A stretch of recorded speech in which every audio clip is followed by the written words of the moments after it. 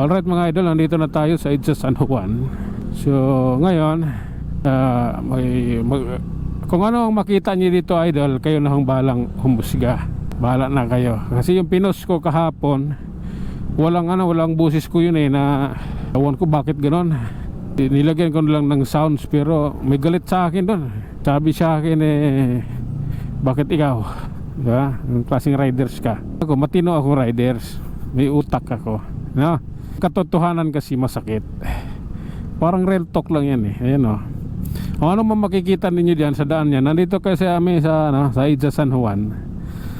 Yung bike lane na yan, kung ano makikita ninyo diyan, kayo na humbala. Diyan sila Minsan nga mga big bike pa yung dumadaan diyan Basta sa akin, ayan lang. Kung anong meron, yun lang. Baka may magagalit na naman sa akin sa comment section, sa Instagram. Nagagalit sa akin doon kung ano-anong pinagsasabi. Yung comment niya pang comment ng ng bubong rider, yun, tao, yung ganong comment ng mabubo yun. Nandito na sa may Barangay Wakwak, Green Hills S, Mandaluyong City. Ayan, nandito na kami sa may Petron. Nakikita nyo naman, di ba? So tatapusin ko na tong video ko na to at ako'y iinom muna ng tubig. So tuloy mga idol, tuloy tayo. Takainom na ako ng tubig. Tuyuan kasi ako ng kanina, ng laway. Kakasalita. Ito. Ilalim ako tayo ng mga idol.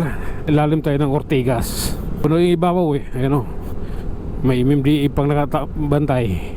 Gabang yan nagsuswerving, huhulihin niya. Ako ilalim lang. Para pagdating dito, makapagpahinga naman ako.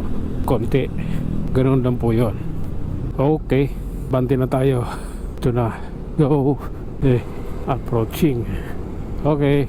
Traffic dito mga idol bago Mega Mall. Medyo talaga dito, siksikan. So ayan na naman mga idol Ano nakita nyo? Ano nakita? Gagalit kayo? Mapunyimas kayo. Ayun, big bike.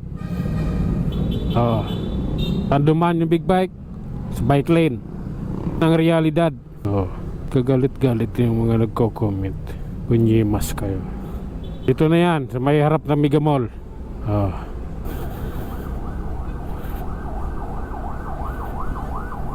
Gagalit Pwede mo namang i-click na not interested